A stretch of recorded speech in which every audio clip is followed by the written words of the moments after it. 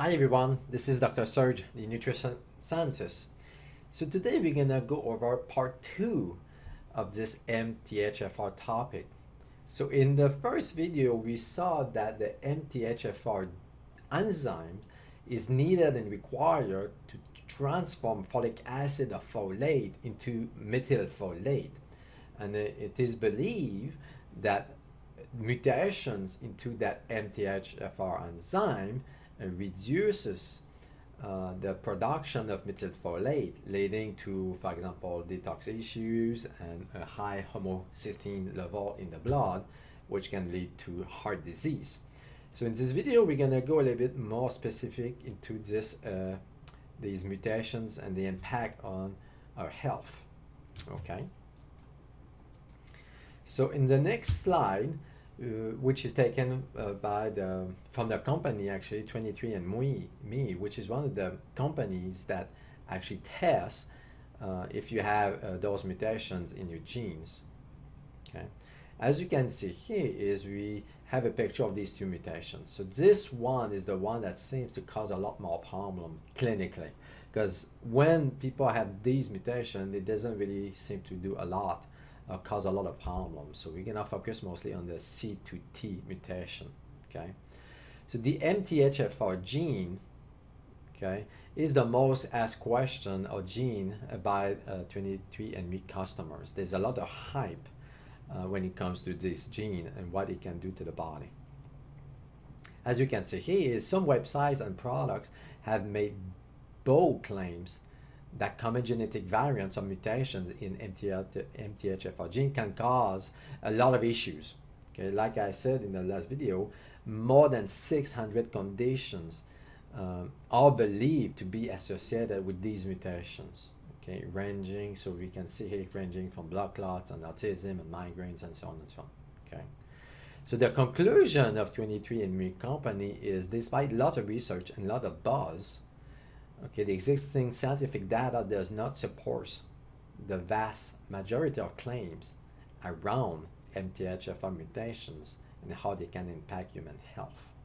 Okay, so I'm gonna cover that more specifically because people believe that if you have these mutations, or one or two, or these two mutations in your genes, you will have issues. But mutations do not cause health issues. Okay, epigenetics is the one that we need to look at, meaning that you may have these mutations in your body, but because of good diet and good lifestyle, you will never have these issues. So epigenetics, which is controlled by lifestyle, diet, stress, sleep, exercises, and so on, is the key when it comes to health, not gene mutations. Okay. So this is some confusion as well when it comes to MTHFR mutations. So some websites have spread the idea that having one or two copies of this MTHFR variant can lead to dozens of negative health issues. Okay, there's a couple of problems with this claim. First, it's unlikely that one or two gene mutation can cause dozens, if not hundreds, like I said, of health problems. Second, the C to T and A to C mutations are very common. Okay, in some population, more than 50% of people will have one or two of these copies. Okay, most disease-causing genetic variants are not this common, so true genetic issues are really rare, actually. Okay, as a matter of fact, when I was at Harvard Medical School, we studied a specific condition affecting the heart. It was a genetic condition, and about 20-25 people in the entire world had those mutations. So really rare to see true genetic mutations. Okay, meaning it's not because you have these mutations that you're gonna end up with issues. Another example is the BRCA1 or BRCA2 genes. So some people believe that those BRCA1 and 2 mutations can lead to breast cancer, which is not true. You could have those mutations in your BRCA1 or BRCA2 genes, but because of good lifestyle and good diet, you would never have breast cancer, for example. So there's a lot of confusion. Okay. Another claim is if you have MTHFR mutation, you should avoid food with folic acid. This is a big confusion on the misconception is that's not true at all, and we're going to cover that in a few minutes. I've been using folic acid for years and years and years with patients with or without gene mutations. They don't have any issues. Okay, so at the end of the day, like we just saw, there's no evidence that individuals with mutations should reduce their folic acid if everything else in that pathway is working like it needs to. Okay, which we're going to talk in a few minutes. So based on the existing data, scientists at 23andMe have concluded that people should not interpret the genotypes at the common MTHFR mutation as having effect on the health. I see that all the time, I hear that all the time, is I have that mutation, I have this mutation, that's why I'm sick, that's why I'm sick. So people tend to blame the genes for their health issues. But mutations, specifically this one, do not cause health issues directly. It can affect your health, don't get me wrong, but it doesn't cause the depression, or it doesn't cause this anxiety or insomnia or migraine and all those health issues that they think they cause. In order for a connection between a genetic variant and a health condition to be considered real and clinically meaningful, well-run scientific studies need to show convincing and consistent evidence for that association. Okay? As statements from multiple scientific and medical organizations indicate, that is currently not the case. There's not a lot of studies on MTHFR mutations, to be honest. So it's kind of a new field. There's a lot more research that has to be done to look at the impact of these mutations on health. So at the end of the day, it's not because you have mutations that you have issues. So let's get into Biochemistry 101, because this is really important when it comes to MTHFR. In biochemistry, we learned that we have a substrate. Okay, let's say in this case we have a starch. It could be a potato, for example.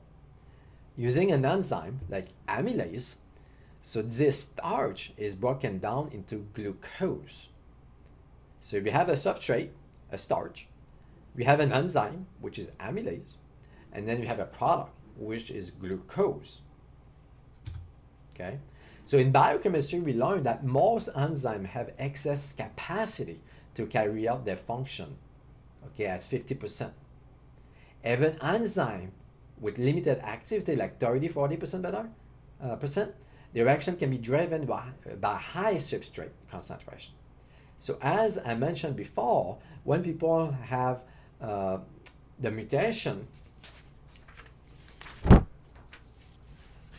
the C2T mutation, when you have two copies of that mutation, the enzyme activity, the MTHFR enzyme, is down to about 30%. So at 30%, what happens is you need to increase the amount of substrate to be able to drive, push that reaction to the product. Okay, so meaning that you will anticipate that higher than normal folic acid level could overcome a partial MTHFR deficiency. So meaning that if you have two mutations in the MTHFR gene, so you most likely have a 30% activity of that enzyme. So to compensate for that, you need to increase your folic acid. This pushes this enzyme to convert more the substrate, which is folic acid, to the methylfolate, the product. Okay, put this another way is partial MTHFR deficiency simply increases the requirement for folic acid. Most enzymes are truly dead if they are less than 10% active. So the C2T mutation, which is about 30%, is still active and is still working properly in people. So if you have mutation, you have to have take more folic acid or folate to compensate for that. It's not as simple as that, though. It's never simple, actually. So to sum this up, let's look into this, okay? So we have folic acid on this side that goes into this pathway, and the MTHFR enzyme transforms this substrate into methylfolate. So if you have mutations, okay, in this enzyme, the solution to it is to increase your folic acid intake, okay, which will drive this reaction to have a more methylfolate, okay, as you can see here.